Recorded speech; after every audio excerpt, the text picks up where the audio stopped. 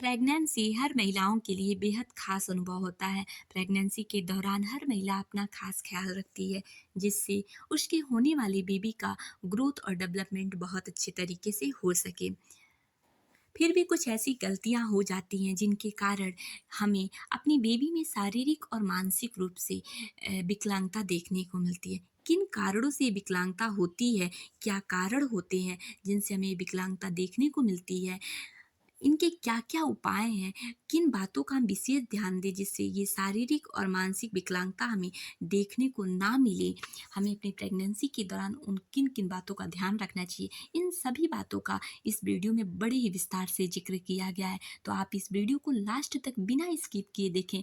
ये वीडियो आपके लिए बहुत यूज़फुल होने वाला है। नमस्कार, मैं अर्चना, स्वागत है आपका हमारे यूट्यूब चैनल पे। चलिए स्टार्ट करते हैं हम अपनी इस वीडियो को।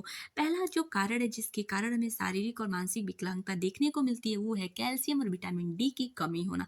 कैल्शियम और विटामिन डी की कमी से आपके बेबी का जो हड्डियों का विकास होता है नहीं हो पाता है अच्छे तरीके से, जिससे शारीरिक रूप से आपके बेबी में विकलांगता देखने को मिलती है।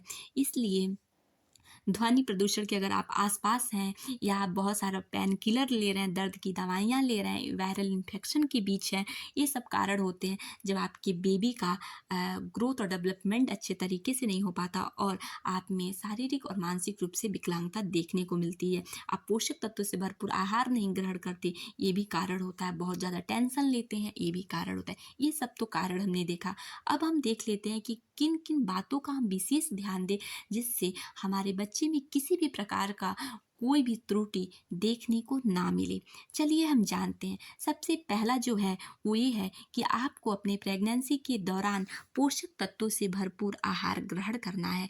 पोषक तत्वों से भरपूर जब आप आहार ग्रहण करते हैं प्रेगनेंसी के दौरान, तब आपके बच्चे का ग्रोथ और डेवलपमेंट बहुत अच्छे तरीके से मिलता है, क्योंकि आपको अपनी प्रेगनेंसी के दौरान जो भी खाते हैं, जो पीते हैं, जो एक्टिविटी करते हैं, उसका सीधा इफ़ेक्ट आपके बच्चे पे पड़ता है। दूसरा है कि ये है कि आप अपनी प्रेगनेंसी के दौरान रेगुलर अपने डॉक्टर के संपर्क में रहें। डॉक्टर से टाइम टू टाइम चेकअप करवाते रहें। टाइम टू टाइम अगर आप अपने डॉक्टर के संपर्क में रहेंगे, तो डॉक्टर के अनुसार जो भी कमी होगी वो आपको डॉक्टर बता सकते हैं। अगर आप डॉक्टर के संपर्क में नहीं रहते हैं और आप घर पे ही खुद डॉक्टर बन जाते हैं, तो उस कंडीशन में आपके बच्चे में क्या ग्रोथ हो रहा है, कैसे ग्रोथ हो रहा है, कैसे डेवलपमेंट हो रहा है, ये पता नहीं हो पाएगा और कुछ त्रुटियां हो सकती हैं जो हमें पता ही ना हो। इसलिए आप इस बात का विशेष ध्यान रहे कि आप खुद डॉक्टर ना बने और अपने बच्चे का और अपना ध्यान दे रखने के लिए आपको अपने डॉक्टर के रेगुलर संपर्क में रहना है। इसलिए आप प्रॉपर अपने डॉक्टर के संपर्क में रहें, टाइम टू टाइम चेकअप करवाते रहें, जिससे सोनोग्राफी, अल्ट्रासाउंड के माध्यम से डॉक्टर आपके बच्चे की ग्रोथ और डेवलपमेंट को देख सकें और उसके अकॉर्डिंग वो सलाह आपको दे सके आपको क्या करना है, क्या नहीं करना है।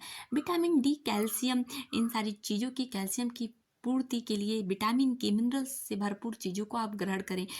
अंडे में बहुत अच्छी मात्रा में विटामिन मिलता है, तो इसलिए आप उसे बॉयल करके उसे इसका आमलेट बनाकर खा सकते हैं। इससे आपको प्रॉपर विटामिन मिलेगा जो आपके बच्चे की ग्रोथ और डेवलपमेंट में खास हेल्प करेगा। दूसरा, आप पोषक तत्वों से भरपूर आप फल खाइए।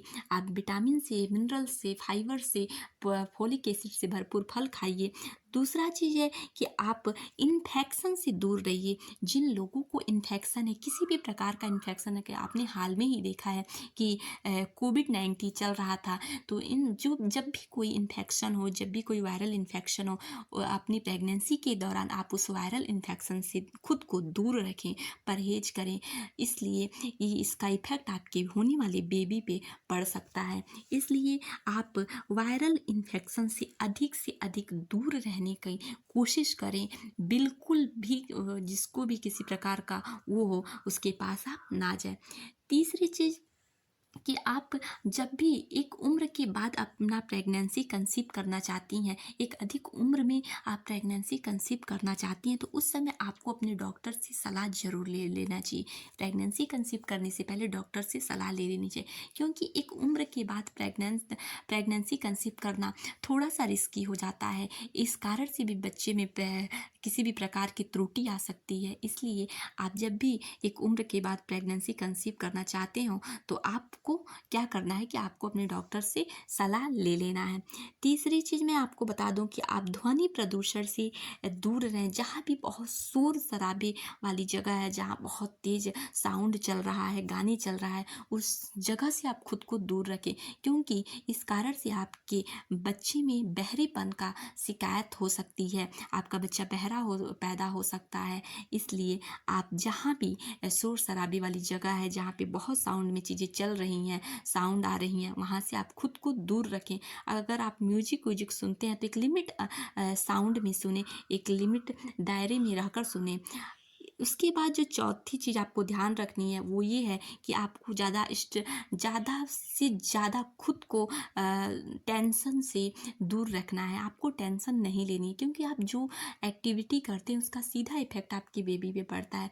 इसलिए आपको कम से कम टेंशन लेना, टेंशन बिल्कुल भी आप कोशिश करें कि आप टेंशन ले ही नहीं, क्योंकि आपके द्वारा जो भी थिंकिंग रखी जाती है, इसीलिए कहा जाता है कि आप अपने प्रेगनेंसी के दौरान गर्भ संस्कार को सुने, इसीलिए कि आपके बच्चे का उस पे सीधा इफ़ेक्ट पड़ता है और आपका बच्चा बहुत अच्छा और बहुत संस्कारी पैदा होता है। इसलिए आपको टेंशन नहीं लेनी है, आपको अच्छी अच्छी चीज़ें सुननी है। आपको गर्भ संस्कार से जुड़ी जितनी भी बहुत सारी चीज़ें पड़ी हैं यूट्यूब पे, आपको उसको देखना है और सुनना है।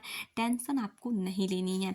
आपको अधिक से अधिक खुश रखना है, खुद को टेंशन से दूर रखना है। तो इन चीज़ों का आप खास ख्याल रखिए। अपनी प्रेगनेंसी के दौरान आप जितना खुश रखते हैं, अपने आप को खुश रखेंगे, अपने आप को हैप्पी रखेंगे, आपके बच्चे पे इसका इफ़ेक्ट सीधा पड़ेगा। इसके बाद मैं आपको बता दूं कि आप पोषक तत्वों से भरपूर आहार ग्रहण करें। एक उम्र के बाद जब भी आप प्रेगनेंसी कंसीव करना चाहते हैं, आप अपने डॉक्टर से सलाह लेकर करें। रेगुलर डॉक्टर के संपर्क में रहें, टाइम टू टाइम चेकअप कराएं। फोलिक एसिड्स का सेवन करें, जिससे खून की कमी ना हो, जिससे बच्चे का ग्रोथ बहुत अच्छे से हो सके। आयरन, कैल्शियम, विटामिन आपको अपने प्रेगनेंसी के दौरान लेना चाहिए। मादक पदार्थों से खुद को दूर रखें, वायरल इन्फेक्शन से खुद को दूर रखें, ध्वनि प्रदूषण से बचें और टेंशन ना लें। और अपने डॉक्टर के संपर्क में तो आप ज़रूर ही रहें।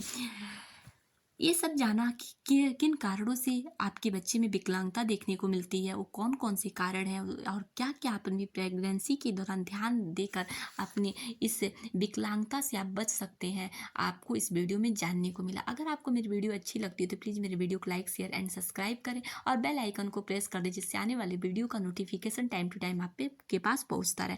Thank you for watching.